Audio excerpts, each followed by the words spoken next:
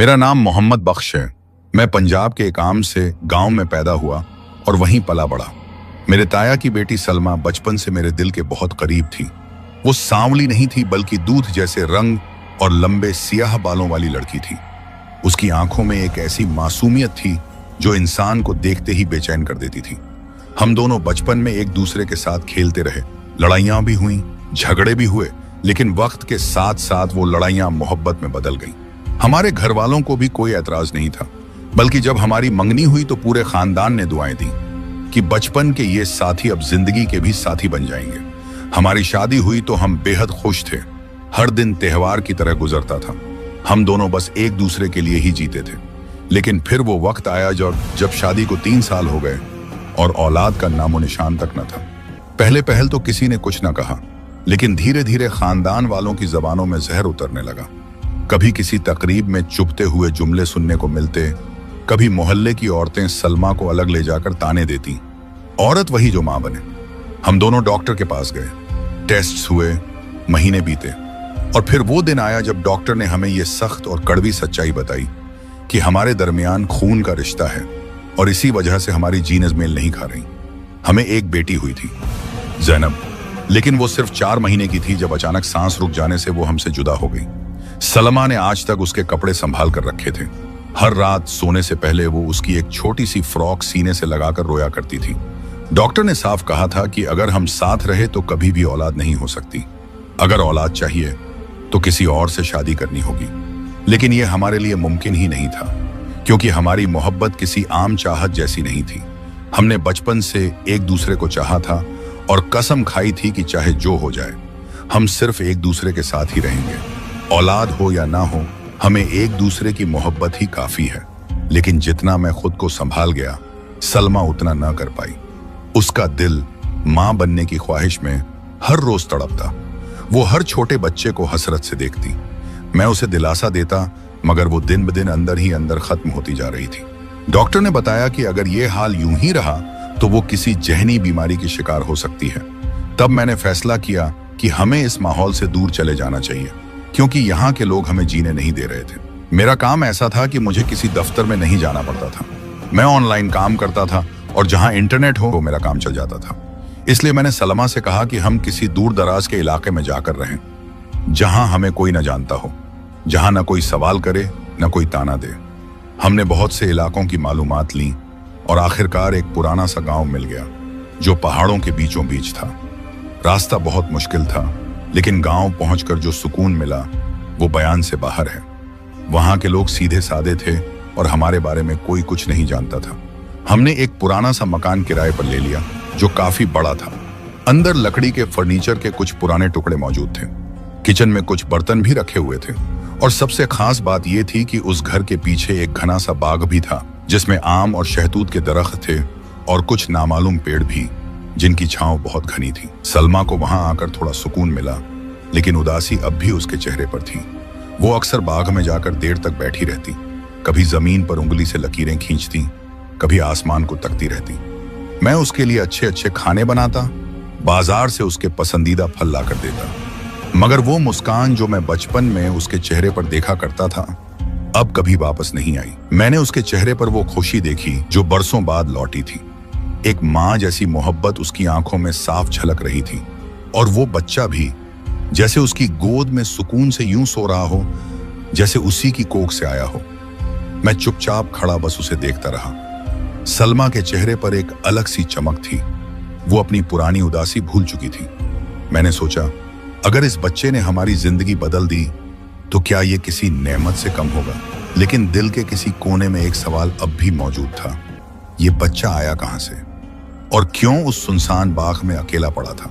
मगर उस लम्हे मैंने वो सब सवाल दिल से निकाल दिए, क्योंकि मेरी बीवी जो बरसों बाद मुस्कुरा रही थी और वो बच्चा जो अचानक हमारी जिंदगी में आया था, अब हमारे घर में एक नई रोशनी की तरह फैल चुका था। जब वो बच्चा गहरी नींद में सो गया तो मैंने सलमा की तरफ देखा। वो अब भी उसे अपनी बाहों में समेटे बैठी थी।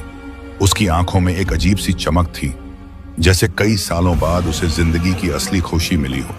मैंने आहिस्ता से कहा, देखो, बात सुनो, हो सकता है ये बच्चा किसी का हो जो इसे यहां छोड़ गया हो। और अगर वो लोग वापस आ गए तो हम क्या करेंगे? हमें तो चाहिए कि फौरन पुलिस को इत्तला दें ताकि वो इसके असल माँ बाप को तलाश कर सकें। सलमा की नजरें अचानक बदल गईं। वो मुझे घूर कर देखने लगी जैसे मैंने उसके दिल पर चाकू चला दिया हो। वो बोली, बिल्कुल नहीं, पुलिस को बताएंगे तो वो इसे हमसे लेकर किसी इदारे को दे देंगे और वहां जाकर इसका क्या होगा? ये किसी यतीम खाने में पड़ा रहेगा। ना प्यार मिलेगा, ना किसी का लम्स। हमें क्या पता वो माँ बाप लौटेंगे भी या नहीं। तब तक हम पाल लें तो क्या गलत है? हमें यह मौका क्यों छोड़ना चाहिए? मुझे तो नहीं लगता कि वो लोग लौटेंगे। फिर उसने मेरे हाथ थाम लिए और कहा, आओ तुम्हें दिखाती हूं कि मुझे यह बच्चा कहां मिला था। उसकी आंखों में ऐसी जिद थी कि मैं इनकार न कर सका। हम दोनों आहिस्ता आहिस्ता घर के पिछले बाग की तरफ चले गए। वो बाग दिन के वक्त भी सुनसान और खामोश रहता था। यहाँ आकर कौदमों की आहट भी सुनाई देती थी।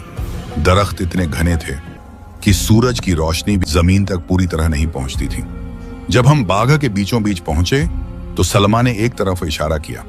वहां एक खौफनाक दरख्त खड़ा था जिसकी छाल स्याही मायल और जड़ें जमीन से बाहर निकली हुई थीं, जैसे सैकड़ों हाथ जमीन को नोच रहे हों। उसके तने पर पुरानी शाखों के निशान थे और कुछ ऐसी दरारें जो देखने में ऐसे लगती थीं जैसे उसके अंदर कुछ छुपा हुआ हो। सलमा बोली, यही वो जगह है जहां मुझे बच्चे के रोने की आवाज आई थी, और जब मैं इस दरख्त के पास पहुंची तो वो बच्चा इसी की जड़ों के दरमियान पड़ा हुआ था। मैंने चारों तरफ देखा, कोई साया तक नहीं था, कोई रास्ता भी ऐसा नहीं था जो वहां तक आता हो। ना कोई खिड़की, ना कोई दरवाजा, ना ही किसी के कदमों के निशान। सलमा की बात दुरुस्त लग रही थी। वाकई ये जगह ऐसी न थी जहां कोई आम इंसान बच्चा रखकर जा सके। मेरे दिल में एक अंदेशा सा उठा। शायद किसी ने जानबूझकर यह बच्चा छोड़ दिया हो, या किसी को इसकी जरूरत ना रही हो और अल्लाह ने हमें नवाज दिया हो। मैंने दिल को तसल्ली दी और सोचा कि हम इसे पालेंगे और इसका हक अदा करेंगे। मगर जैसा कहा जाता है, अगर एक खुशी आती है तो उसके साथ एक आजमाइश भी जरूर आती है। अगले ही दिन मेरे ऑनलाइन ऑफिस की तरफ से एक ईमेल आई जिसमें लिखा था कि कंपनी बंद हो चुकी है और तमाम प्रोजेक्ट्स रोक दिए गए हैं। मेरे पांवों तले जमीन निकल गई। हम एक अजनबी जगह पर रह रहे थे जहां कोई नौकरी नहीं थी और वापस शहर जाना भी अब आसान न था, क्योंकि अब हम तन्हा नहीं थे, हमारे साथ एक नन्हा वजूद भी था। और अगर हम अचानक लौट जाते तो हमारे रिश्तेदार हम पर इल्जाम लगा सकते थे कि ये बच्चा कहां से आया, कैसे मिला, किसका है। मैं बहुत ज्यादा परेशान हो गया, दिल बोझिल हो गया, रात भर नींद न आई। सलमा बच्चे को संभालती रही। वो हर 2-3 घंटे में जागता और रोने लगता। वो उसे दूध देती, कपड़ा बदलती और फिर थपकियां देकर सुलाती रही। 3 दिन से यही सिलसिला चल रहा था और सलमा थकी हुई भी नजर आ रही थी। सुबह हुई तो बच्चा फिर रोने लगा। सलमा बोली, जरा इसे थोड़ी देर उठा लो, मैं नाश्ता बना लाती हूँ, तुम इसे कमरे में लेकर चलो, शायद चलते फिरते चुप हो जाए। मैंने बच्चे को उठाया। वो रो रहा था मगर मेरी बाहों में आकर थोड़ा पसकून हुआ, जैसे वो मुझे पहचानता हो। मैंने हल्के हल्के कदमों से कमरे में चक्कर लगाना शुरू किया, मगर अचानक मेरी नजर उस जगह पर पड़ी जहां बच्चे को सुलाया जाता था। मैं झुककर देखा और मेरी आंखें फटी की फटी रह गईं। तकिए के नीचे एक सिक्का पड़ा हुआ था, मगर यह आम सिक्का नहीं था, यह सोने जैसा लग रहा था और इसकी चमक आंखों को खैरा कर रही थी। मैंने जल्दी से बच्चे को वापस बिस्तर पर रखा और सलमा को जोर से पुकारा। वो दौड़ती हुई आई और परेशान होकर बोली, क्या हुआ? बच्चा ठीक है? बच्चा तो ठीक है, लेकिन जरा यहां देखो। सलमा ने नजरें नीचे की और वो भी हैरत से चुप हो गई। सिक्का हाथ में उठाया तो उसका वजन भी खासा था।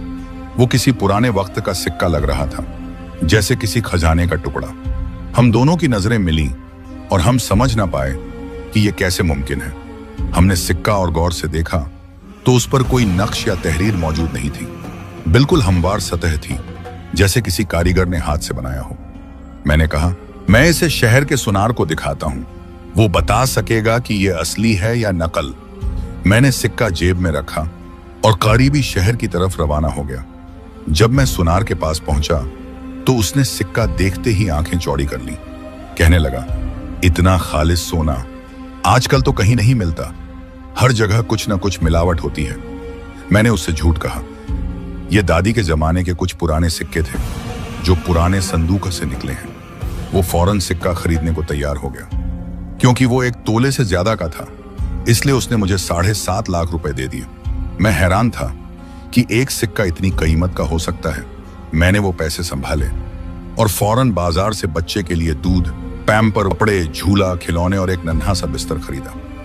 घर पहुंचा तो सलमा ने दरवाजा खोलते ही मेरे हाथों में सामान देखा तो उसकी आंखों में खुशी तैरने लगी। मैंने उसे सब कुछ बताया और कहा कि वो सिक्का असली सोना था। हम दोनों खुशी से गले लगे और नाचने लगे जैसे बरसों की दुआएं कबूल हो गई हों। हमने कमरे का एक हिस्सा मोहम्मद वली के लिए मखसूस कर दिया।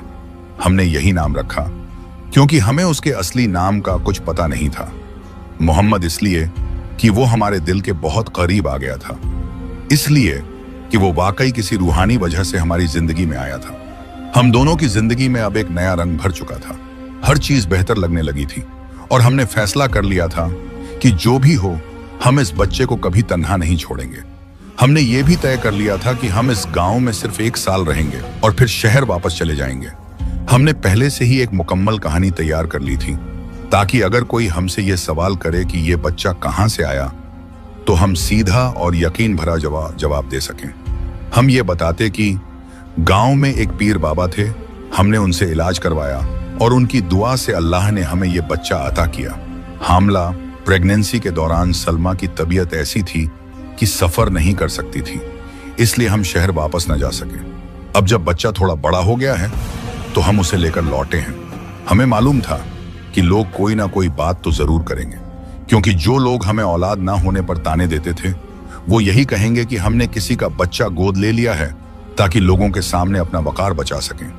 हमें यह सब पहले से मालूम था, इसलिए हमने सोच समझकर यह कहानी बनाई थी ताकि सब कुछ कहुदरती लगे और कोई शक न करे।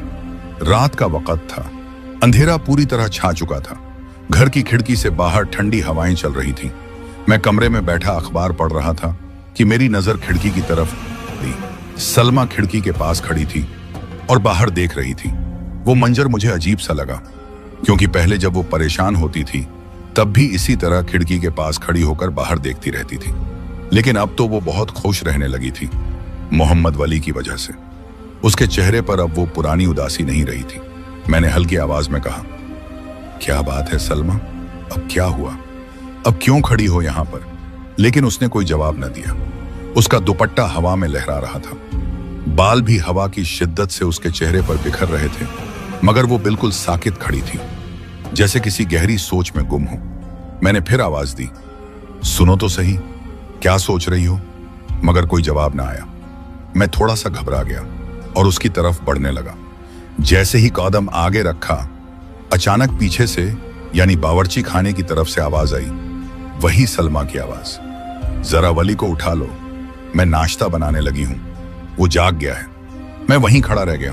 मेरी सांसें रुक गईं, क्योंकि मेरी आंखों के सामने तो सलमा खड़ी थी, बिल्कुल वैसे ही जैसे हमेशा खड़ी होती है, मगर आवाज बावर्ची खाने से आ रही थी। अगर वो वजूद जो मेरी आंखों के सामने था, अगर वो पलटकर मेरी तरफ देख लेता तो शायद मेरी जान वहीं निकल जाती, लेकिन ऐसा कुछ न हुआ। वो वजूद पल झपकते ही गायब हो गया, जैसे हवा में घुल गया हो। मैं वहीं साकित खड़ा रह गया। कुछ लम्हों बाद सलमा हाथ में दूध की बोतल लिए कमरे में आई। उसने मेरी हालत देखी तो घबरा गई। कहने लगी, क्या हुआ, तुम ऐसे क्यों खड़े हो, तबीयत तो ठीक है?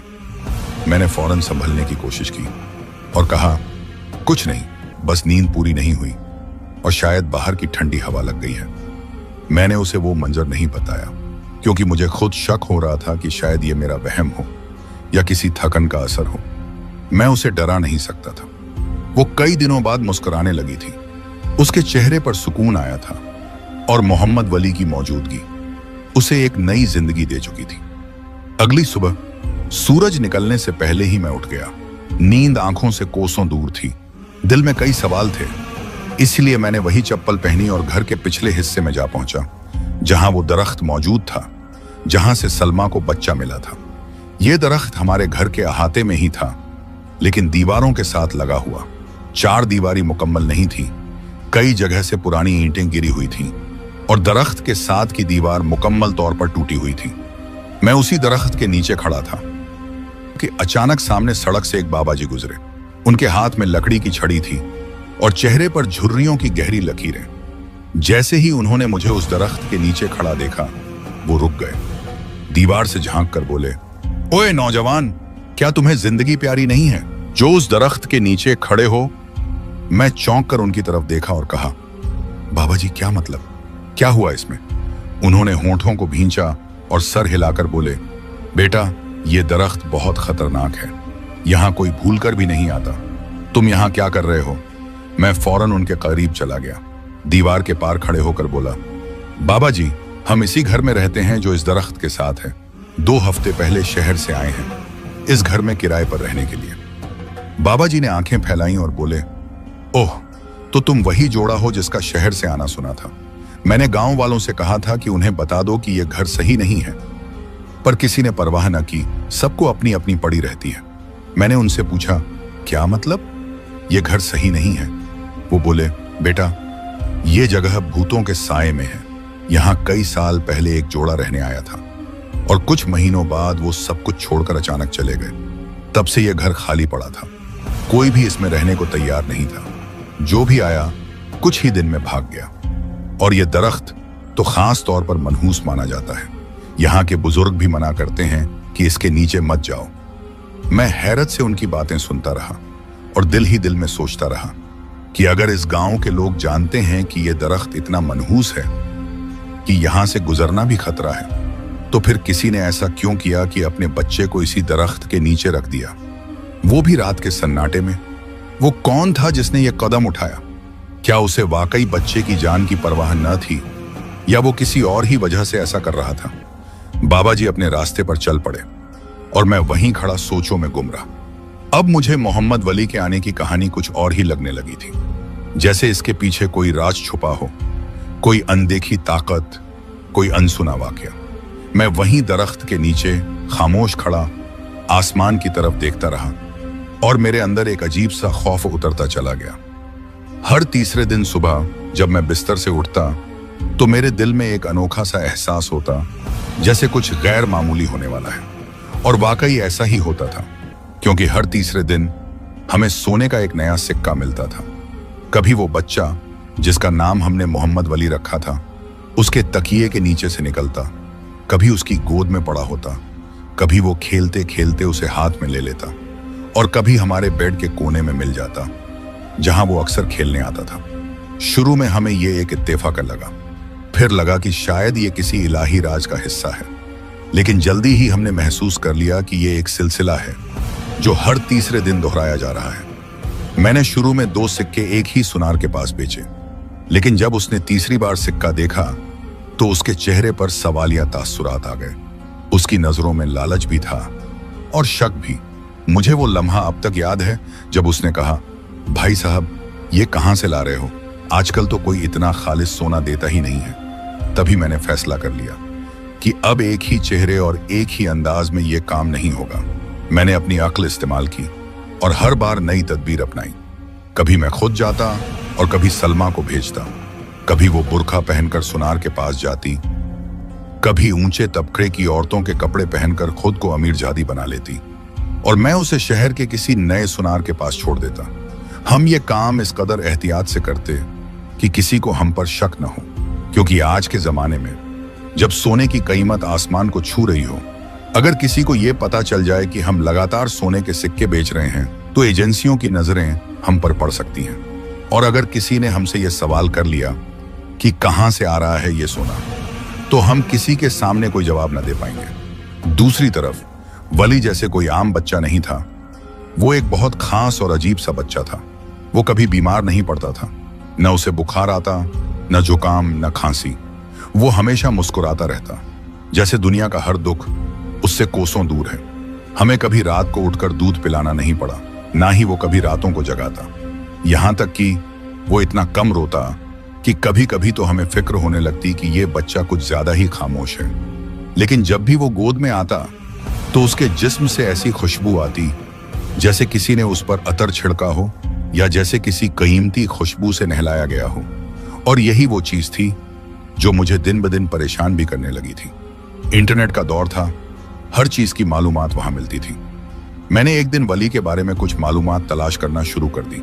मैंने बच्चों की आदतें, बीमारियां और खुशबुओं पर बहुत कुछ पढ़ा और फिर नजर एक कदीमी किताब के जिक्र पर पड़ी। ये एक पुरानी किताब थी जो सिर्फ मखसूस जुबान में लिखी गई थी।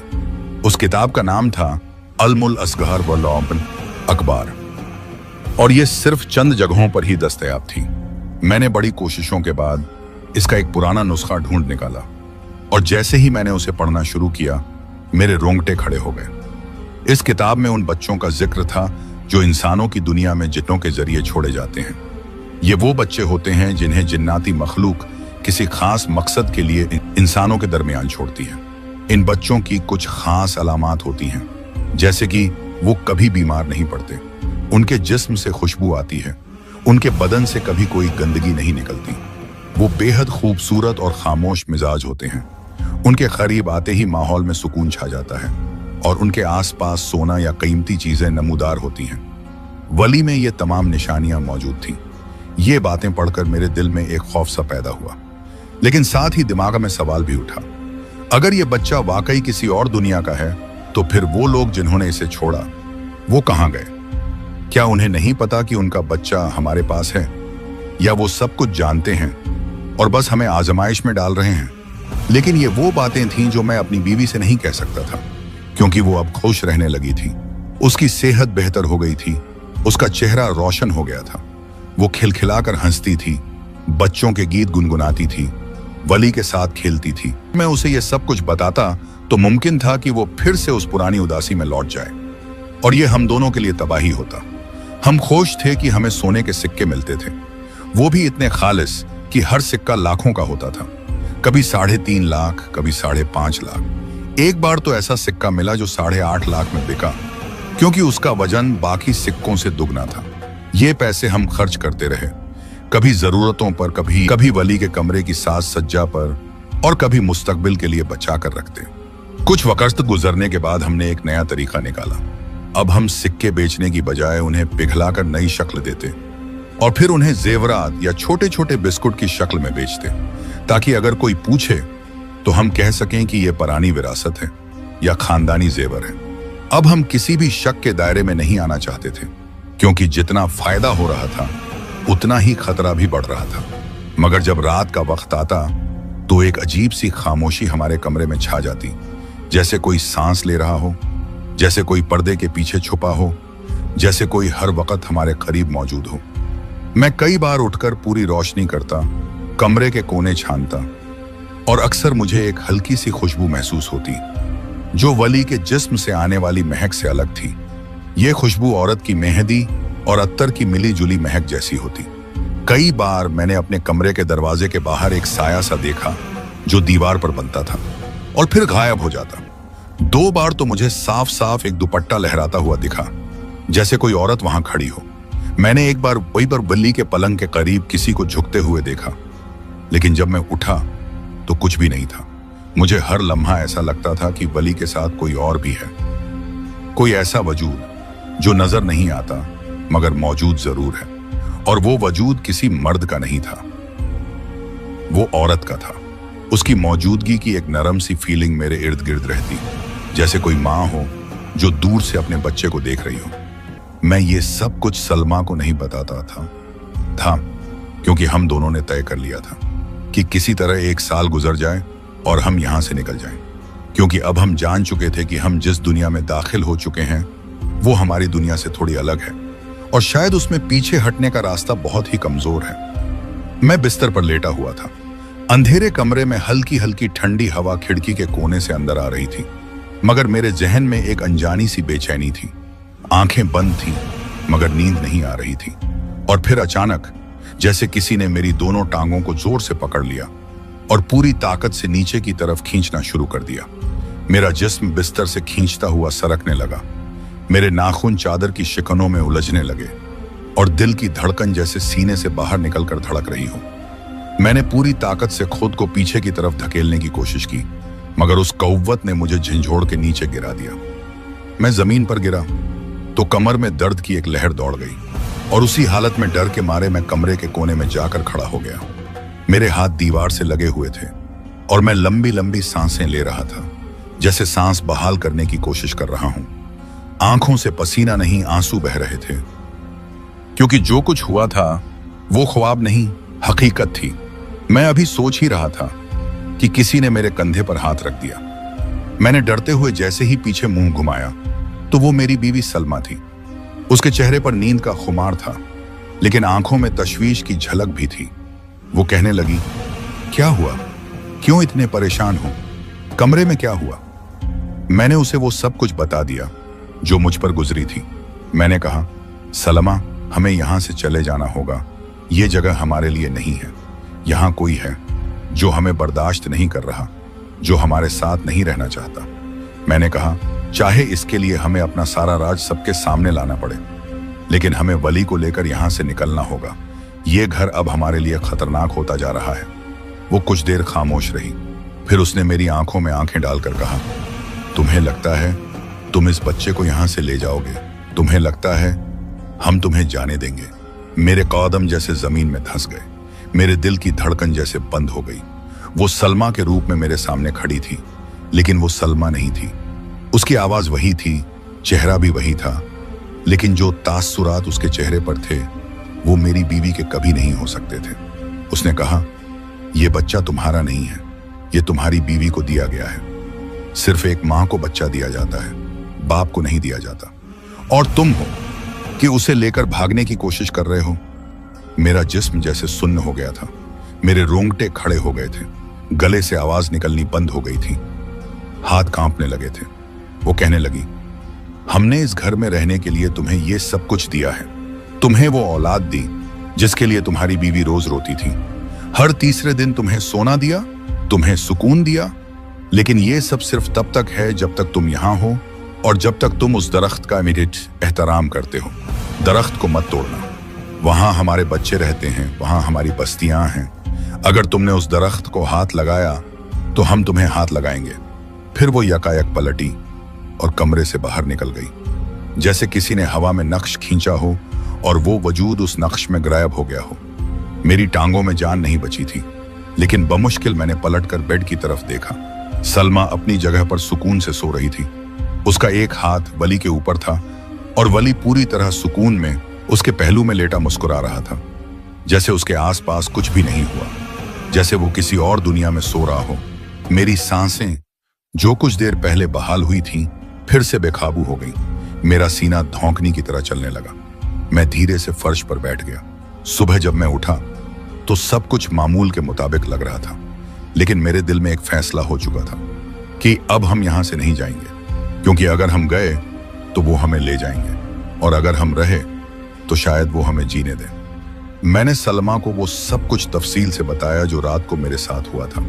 उसने सब सुना और फिर आहिस्ता से बोली, मुझे लगता है वो हमें नुकसान नहीं देना चाहते। वो चाहते हैं कि हम यहाँ रहें और उनकी हदों का ख्याल रखें। मैंने सर हिलाया। हाँ, वो हमें नुकसान नहीं देना चाहते, लेकिन वो हमें जाने भी नहीं देना चाहते। हमने फैसला किया कि अब हम ये घर खरीद लेंगे और उसे अपने हिसाब से बनाएंगे। दरख्त को छोड़ देंगे, बल्कि उसकी जगह पर एक बाकायदा कमरा बनाएंगे, गिर्द दीवार उठवाएंगे ताकि कोई और उसके करीब न जाए। हमने फैसला किया कि वली को किसी स्कूल में दाखिल नहीं कराएंगे, बल्कि उसे घर में ही पढ़ाएंगे ताकि वो उनकी नजरों से दूर रहे। हमने फैसला किया कि जो कुछ हो रहा है उस पर शोर नहीं मचाना, बल्कि उनके साथ रहकर उनकी खामोशी को समझना है, क्योंकि शायद उनकी खामोशी ही हमारा अमन है और हम उनके दिए हुए अमन को खोना नहीं चाहते थे।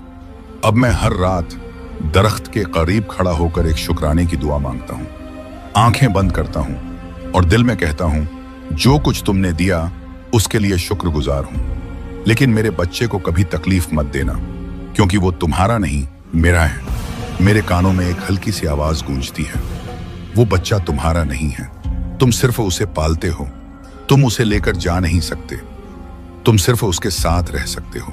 जब तक तुम हमारी हदों में हो वो भी तुम्हारे साथ है, वरना नहीं। मैं इस बात को समझ गया था और अब मैं इन्हीं हदों के अंदर अपनी जिंदगी गुजार रहा हूं, क्योंकि वली सिर्फ तब तक मेरा है जब तक मैं उनकी शर्तें मानता हूं, और मैं वो शर्तें हर दिन मान रहा हूं, क्योंकि वली अब मेरा सब कुछ है और उसके लिए मैं कुछ भी कर सकता हूं, यहां तक कि जिन्नात के साथ रहना भी। हमने इस घर को खरीद लिया था। घर की पुरानी दीवारें गिरवाकर नई ईंटें लगवाईं, अंदर का फर्श भी बदलवा दिया। बावर्ची खाने को खुलवाकर पीछे एक छोटा सा बागीचा भी बनवाया, जहां सलमा रोज फूल लगाती और वली के साथ बैठकर धूप में खेलती। मैंने सामने की छत पर एक चबूतरा बनवाया, जहां शाम के वक्त बैठकर मैं चाय पीता और परिंदों की आवाजें सुनता। वही दरख्त जो कभी मेरे लिए खौफ की अलामत था, अब मुझे अपना मुहाफिज लगने लगा था। हमने उस दरख्त के गिर्द ईंटें लगवाकर उसकी हिफाजत के लिए एक दायरा खींच दिया था और उसके ऊपर छोटी छोटी चरागदानें भी लगवाई थी, जिनमें हर शाम को दिया जलाया करते थे। ना किसी इबादत के लिए, ना किसी रस्म के लिए, बस इसलिए क्योंकि हमें लगा कि शायद यही उनका तरीका था, उनका सुकून था, और हमने उनके सुकून को छेड़ना नहीं चाहा। सलमा की तबीयत भी बेहतर होने लगी थी। उसके चेहरे पर एक अजीब सी रोशनी आ गई थी। वो वली के साथ हंसती खेलती और गांव की औरतों के साथ मिलकर सिलाई कढ़ाई का काम करने लगी थी। हमारी आमदनी अब पहले से कहीं ज्यादा हो गई थी। मैंने शहर के ठेकेदार के साथ मिलकर लकड़ी का कारोबार शुरू कर दिया था, और ये सब कुछ उसी गांव में बैठकर हो रहा था। अल्लाह का शुक्र अदा करने को दिल करता था कि औलाद भी वहीं मिली जहां रोजगार मिला, और पनाह भी वहीं मिली जहां सब कुछ छिन चुका था। शहर में जाने की अब कोई चाह बाकी नहीं रही थी। हमने खुद को उसी मिट्टी में बसा लिया था, और जैसे जैसे वक्त गुजरने लगा, वो सब कुछ जो कभी खौफनाक ख्वाब लगता था, अब एक धुंधली याद बनकर रह गया था। लेकिन याद कभी मिटती नहीं, बस शक्ल बदल लेती है।